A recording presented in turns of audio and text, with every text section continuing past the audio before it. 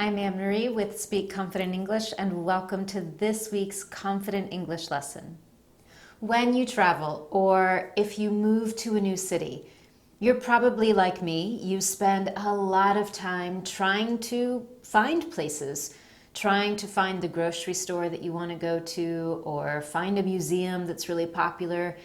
So you might spend a lot of time trying to get directions to where you want to go. And there are so many textbook lessons about how to give directions in English. For example, you'll often learn things like go straight, turn right at the lights, go straight until you reach Main Street and then turn left. But the problem is native speakers don't learn to give directions from a textbook. And what that means is if you ask a native speaker for directions, they might say some things you don't expect or you've never heard before. And that can be kind of confusing. So in today's video, we're going to talk about how people actually give directions and some skills that you can use to understand that information. By the end of today's video, you'll be able to ask for directions, understand them, and even give directions just like a local.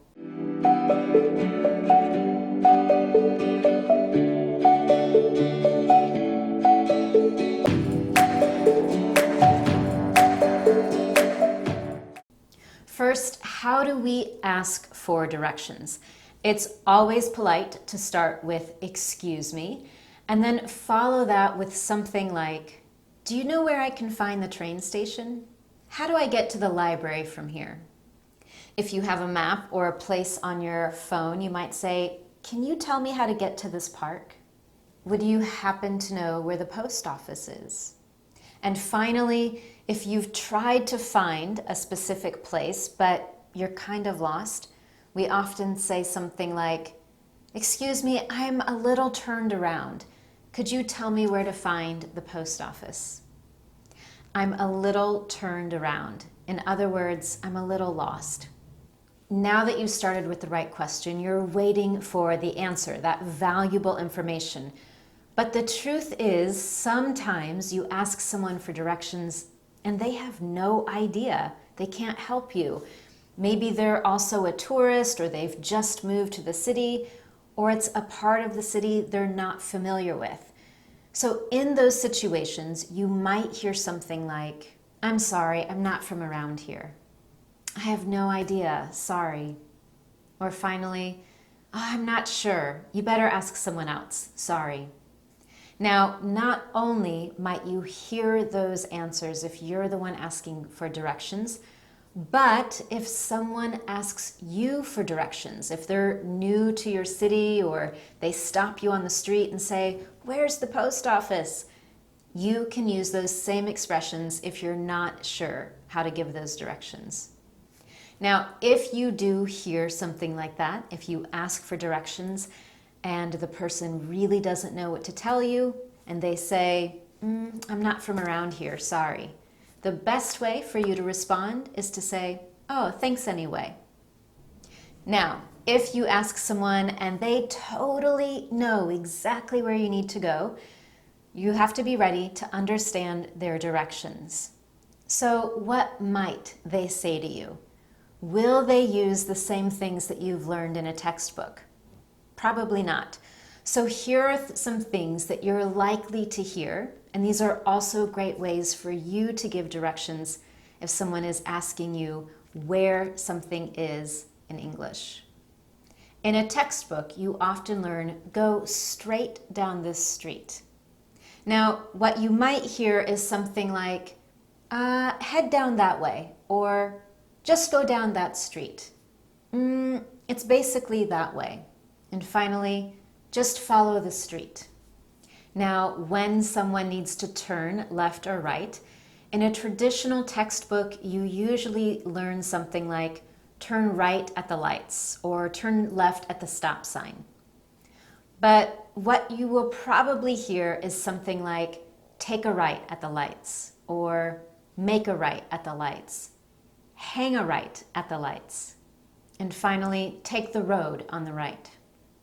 Now, of course, when giving directions, we often use visual cues or markers. For example, in a textbook, you might learn, continue going straight until you reach Main Street, or continue going straight until you reach the lights. But what you'll actually hear is some of those words that you've learned in a traditional textbook, native speakers don't use. For example, instead of saying Main Street, we might just say Main. And we often add more details or cues. So you might hear something like, continue on till Main, which is the one with a bank on the corner. In other words, continue straight until you reach Main Street and you'll see a bank on the corner. Or continue on until you hit the intersection at Main. Continue on until you hit the intersection at Main. An intersection is where two roads meet. Another example, you're gonna wanna keep going until you see the bank at the traffic lights. You're gonna wanna keep going until you see the bank at the traffic lights. In that example, I'm definitely using some blended speech with the words gonna and wanna. In other words, you're going to want to keep going until you see the bank at the traffic lights.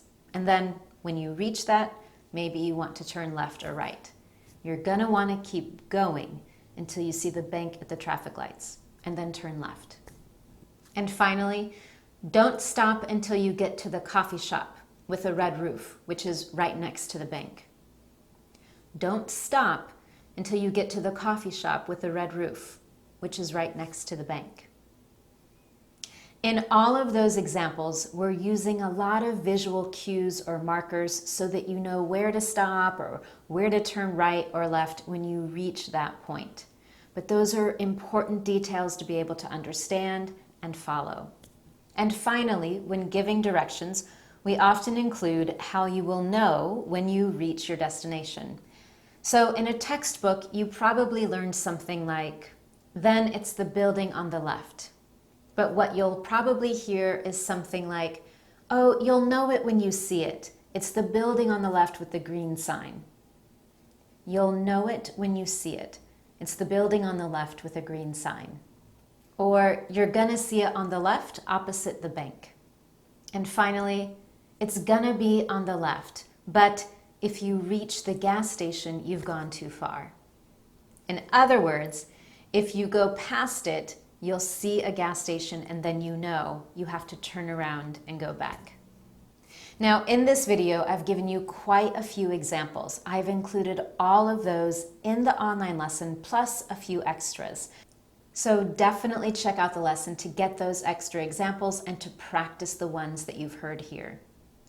As you can see, people add a lot of extra details when they're giving directions, and it can be challenging to remember them all and to understand them. The best thing that you can do is to summarize or repeat the directions back to the other person to make sure that you've understood them correctly. And here's a great example of how to do that. So you said, I go down here and turn right, and then keep going until I see the bank. Then it'll be on the left opposite the bank. Is that right? Once you've summarized it, the other person can either confirm or correct any mistakes in that summary. Now there's one last thing. When you are giving directions in English, it's really helpful to organize what you say into little steps, using words like first and then, make sure you're gonna wanna, after that, and finally. And now you're ready to understand directions from a native speaker and give directions like a local. Now, as always, I do have a challenge question for you, and this time you're going to practice giving me directions. In the online lesson, I have a map, and I want you to tell me, using the map, how to go from Big Ben to Buckingham Palace in London. You can view the map in the lesson and then go to the comments to share how you would give those directions to me. It's a fantastic way to immediately practice all of the new language that you've learned today. Now, if you enjoyed this lesson and found it useful, be sure to give it a thumbs up on YouTube and subscribe to this channel so that you never miss a future lesson. You can also share it on Facebook. Those are fantastic ways to let me know that this was helpful to you. And with that, thank you so much for joining me this week. I look forward to seeing you for your next Confident English lesson.